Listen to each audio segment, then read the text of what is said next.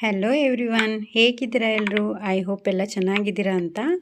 So ಇವತ್ತು ನಾನು ನಿಮಗೆ ಮಾಡಿ ತೋರಿಸ್ತಾ ಇದ್ದಂಥ ರೆಸಿಪಿ ಬಂದು momos recipe.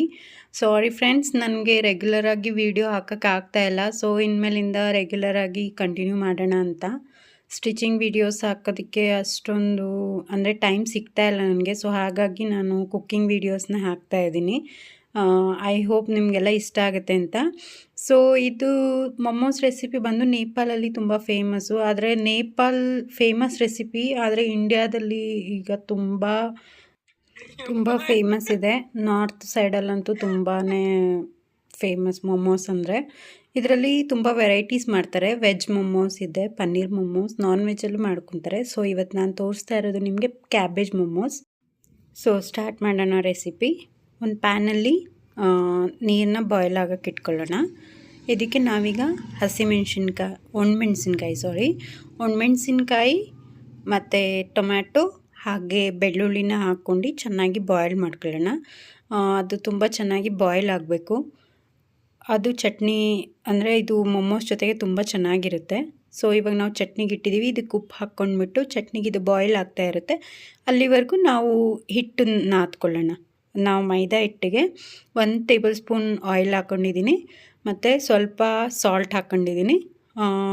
1 to 2 table spoon ಹಾಕ್ಕೊಳ್ಳಿ ಆಯಿಲು, ನಿಮ್ಮ ರಿಕ್ವೈರ್ಮೆಂಟಿಗೆ ತಕ್ಕನಾಗೆ. ಸೊ ಈಗ ಉಪ್ಪು ಹಾಕ್ಕೊಳ್ಳೋಣ. ಉಪ್ಪು ಹಾಕ್ಕೊಂಡು ಚೆನ್ನಾಗಿ ನಾದ್ಕೊಳ್ಳೋಣ ಹಿಟ್ಟನ್ನ. ಚೆನ್ನಾಗಿ ಅಂದರೆ ಇದು ತುಂಬ ಚೆನ್ನಾಗಿ ಅಂದರೆ ಗಟ್ಟಿನೂ ಇರಬಾರ್ದು, ಸಾಫ್ಟು ಇರಬಾರ್ದು, ಒಂದು ಮೀಡಿಯಮ್ ರೇಂಜಲ್ಲಿ ಇರಬೇಕು. ಇದು ತುಂಬ ಚಪಾತಿ ಹಿಟ್ಟಿನ ಅದಕ್ಕಿದ್ರೆ ಓಕೆ. ಚಪಾತಿ ಹಿಟ್ಟಿನ ಅದಕ್ಕೆ ನೋಡಿ ಈ ಥರ ಕಲಸಿಟ್ಕೊಂಡು ಇದನ್ನು ಒಂದು 20 ಮಿನಿಟ್ಸ್ವರೆಗೂ ಬಿಡೋಣ ರೆಸ್ಟ್ಗೆ. ಚೆನ್ನಾಗಿ ನಾದ್ಕೋಬೇಕು ಇದನ್ನು, ಮೈದಾ ಆಗಿರೋದ್ರಿಂದ. ಸೊ ಚೆನ್ನಾಗಿ ನಾದ್ಕೊಂಬಿಟ್ಟು ಇದನ್ನು ನಾವು ಒಂದು 30 ಮಿನಿಟಷ್ಟು ರೆಸ್ಟಿಗೆ ಬಿಟ್ಕೊಳ್ಳೋಣ. ಸೊ ಇವಾಗ ನಾನೇನೇನು ವೆಜಿಟೇಬಲ್ ತೊಗೊಂಡಿದ್ದೀನಿ ಅಂದರೆ ಕ್ಯಾಬೇಜ್ ತೊಗೊಂಡಿದ್ದೀನಿ, ಕ್ಯಾರೆಟ್ ತೊಗೊಂಡಿದ್ದೀನಿ ಮತ್ತು ಕ್ಯಾಪ್ಸಿಕಮ್ ತೊಗೊಂಡಿದ್ದೀನಿ, ಆನಿಯನ್ ತೊಗೊಂಡಿದ್ದೀನಿ.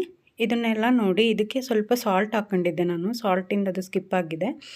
ಸೊ ಸಾಲ್ಟ್ ಹಾಕ್ಕೊಂಡು ಅದನ್ನು ಚೆನ್ನಾಗಿ ಸ್ಮ್ಯಾಶ್ ಮಾಡ್ಕೋಬೇಕು. ಇದನ್ನು ಸ್ಮ್ಯಾಶ್ ಮಾಡಿಕೊಂಡ್ರೆ ಅದರಲ್ಲಿ ತುಂಬ ನೀರಿನ ಕಂಟೆಂಟ್ ಇರುತ್ತೆ. ನೀರಿನ ಕಂಟೆಂಟ್ ಇರೋದ್ರಿಂದ ನೀರಿನ ಕಂಟೆಂಟ್ ತೆಗಿಲಿಲ್ಲ ಅಂದರೆ ಮೊಮೋಸ್ ಬರಲ್ಲ. ಸೊ ಹಾಗಾಗಿ ಇದನ್ನು ಚೆನ್ನಾಗಿ ಸ್ಕ್ವೀಸ್ ಮಾಡಿ ನೋಡಿ ಎಷ್ಟೊಂದು ನೀರು ಬಂದಿದೆ ಅಂತ.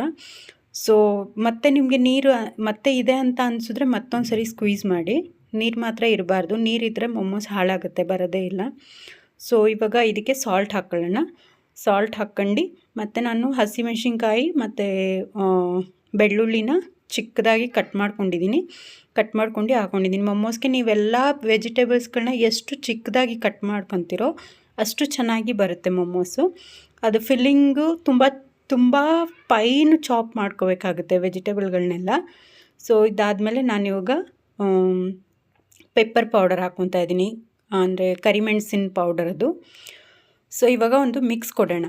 ಚೆನ್ನಾಗಿ ಮಿಕ್ಸ್ ಕೊಟ್ಟಾದಮೇಲೆ ನೋಡಿ ತುಂಬ ಸ್ಕ್ವೀಸ್ ಮಾಡಿ ಮಿಕ್ಸ್ ಮಾಡಬೇಡಿ, ಸ್ವಲ್ಪ ಅಂದರೆ ಹದವಾಗಿ ಮಿಕ್ಸ್ ಮಾಡ್ಕೋಬೇಕು ಇದನ್ನು.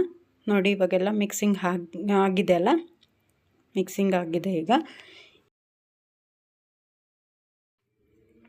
ಸೊ ಇವಾಗ ನಾವು ಇಡ್ಲಿ ಪಾತ್ರೆಗೆ ನೀರು ಹಾಕ್ಬಿಟ್ಟು ಇಟ್ಕೊಂಡಿದ್ದೀವಿ ಬಾಯ್ಲ್ ಆಗೋಕ್ಕೆ ಅಂತೇಳಿ. ನೋಡಿ ಟೊಮೆಟೊ ಮತ್ತು ನಾವು ಒಣಮೆಣಸಿನ್ಕಾಯಿ ಬೆಳ್ಳುಳ್ಳಿ ಎಲ್ಲ ಹಾಕಿದ್ವಲ್ಲ, ಅದೆಲ್ಲ ಚೆನ್ನಾಗಿ ಬೆಂದಿದೆ. ಸೊ ಇವಾಗ ಟೊಮೆಟೊದ್ದು ಫುಲ್ಲು ಮೇಲ್ಗಡೆ ಇರೋ ಸಿಪ್ಪೆ ಎಲ್ಲ ಈಸಿಯಾಗಿ ಬರುತ್ತೆ, ಅದನ್ನು ತೆಗೆದು ಹಾಕಿ ಅದನ್ನು ಹಾಕಿದ್ರೆ ಚಟ್ನಿನಲ್ಲಿ ಟೊಮೆಟೊ ಸಿಪ್ಪೆ ಹಾಗೆ ಸಿಗುತ್ತೆ ಬಾಯಿಗೆ. ಸೊ ಅಷ್ಟೇ, ಅದನ್ನು ಮಿಕ್ಸಿ ಹಾಕ್ಕೊಳ್ಳಿ. ಇವಾಗ ನಾವು ಮೊಮೋಸ್ದು ಉಂಡೆಗಳು ರೆಡಿಯಾಗಿದೆ. ಇದನ್ನು ಒಂದು ಚಿಕ್ಕ ಪೂರಿ ಸೈಜ್ ಲಟ್ಟಿಸ್ಕೋಬೇಕಷ್ಟೇ. ಚಿಕ್ಕ ಪೂರಿ ಅಂದರೆ ಒಂದು ಪಾನಿಪುರಿ ಇರುತ್ತಲ್ಲ, ಪಾನಿಪುರಿಗಿಂತ ಸ್ವಲ್ಪ ದೊಡ್ಡದು ಈಗ ಅದನ್ನು ನಾನು ಹೆಂಗೆ ತೋರಿಸ್ತಾ ಇದ್ದೀನಲ್ಲ ಆ ಥರ ನೆರಿಗೆ ಮಾಡ್ಕೊಂಡು ಈ ಥರ ಫೋಲ್ಡ್ ಮಾಡ್ಕೋಬೇಕು. ನೀಟಾಗಿ ಅಂಟಿಸ್ಕೊಳ್ಳಿ. ಇದು ಸ್ಟೀಮ್ ಮಾಡೋದ್ರಿಂದ ಇದು ಬಿಚ್ಕೊಳ್ಳುತ್ತೆ, ಹಾಗೆ ಹಿಂಗೆ ಅನ್ನೋ ಏನೂ ಪ್ರಾಬ್ಲಮ್ ಇಲ್ಲ. ಸೊ ಇದನ್ನು ಈ ಶೇಪಲ್ಲಾದರೂ ಮಾಡ್ಕೋಬೋದು. ಇಲ್ಲಾಂದರೆ ನೆಕ್ಸ್ಟ್ ನಾವು ಮೋದಕ ಮಾಡ್ತೀವಲ್ಲ ಗಣಪತಿ ಹಬ್ಬಕ್ಕೆಲ್ಲ, ಆ ಥರನೂ ಮಾಡ್ಕೋಬೋದು. ನಿಮಗೆ ಯಾವ್ದು ಈಸಿ ಅನಿಸುತ್ತೋ ಅದನ್ನು ಮಾಡ್ಕೊಳ್ಳಿ. ನೋಡಿ ನಾನು ಒಂದು ಆ ಶೇಪಲ್ಲಿ ಮಾಡಿ ತೋರಿಸಿದ್ದೀನಿ, ಒಂದು ಮೋದಕ ಶೇಪಲ್ಲಿ ಮಾಡಿ ತೋರಿಸಿದ್ದೀನಿ. ನಿಮಗೆ ಯಾವ್ದು ಈಸಿ ಅನಿಸುತ್ತೆ ಅದನ್ನು ಮಾಡ್ಕೊಳ್ಳಿ. ಸೊ ಇದೆಲ್ಲ ನಾನು ಇವಾಗ ಲಟ್ಟಿಸ್ಕೊಂಡು ಎಲ್ಲ ಫಿಲ್ಲಿಂಗ್ ಮಾಡಿ ಇಟ್ಕೊಂಡಿದ್ದೀನಿ. ಮೊಮೋಸ್ ರೆಡಿ ಇದೆ ನಂದು. ಇವಾಗ ನಾನು ಸ್ಟೀಮ್ಗೆ ಇಡ್ತಾಯಿದ್ದೀನಿ. ಸ್ಟೀಮ್ಗಿಡೋದಕ್ಕೆ ಮೊದಲು ಇಡ್ಲಿ ಪಾತ್ರೆಗೆ ಸ್ವಲ್ಪ ಆಯಿಲ್ನ ಗ್ರೀಸ್ ಮಾಡ್ಕೊಳ್ಳಿ, ಇಲ್ಲಾಂದರೆ ಮೊಮೋಸ್ ಅಂಟ್ಕೊಂಡ್ಬಿಡ್ತವೆ. ಇವಾಗ ಎಲ್ಲನ ನೀಟಾಗಿ ಜೋಡಿಸ್ಕೊಳ್ಳೋಣ. ಒಂದು ಇಡ್ಲಿ ಪಾತ್ರೆಗೆ ಒಂದೊಂದೇ ಸಿಂಗಲ್ ಬೇಯಿಸ್ಕೊಳ್ಳಿ, ಇಲ್ಲಾಂದರೆ ಒಂದಕ್ಕೊಂದು ಅಂಟ್ಕೊಳ್ತವೆ. ಇದಕ್ಕೆ ಸ್ಪೇಸ್ ಬೇಕಾಗುತ್ತೆ ಸ್ವಲ್ಪ. ಇವಾಗ ಆಗಿದೆ, ಇಡ್ಲಿ ಪಾತ್ರೆನಲ್ಲೂ ನೀರು ಕಾಯ್ದಿದೆ. ಅದಕ್ಕೆ ನಾವು ಇವಾಗ ಮೊಮೋಸ್ ಇಟ್ಟು ಸ್ಟೀಮ್ ಮಾಡ್ಕೊಳ್ಳೋಣ ಚೆನ್ನಾಗಿ.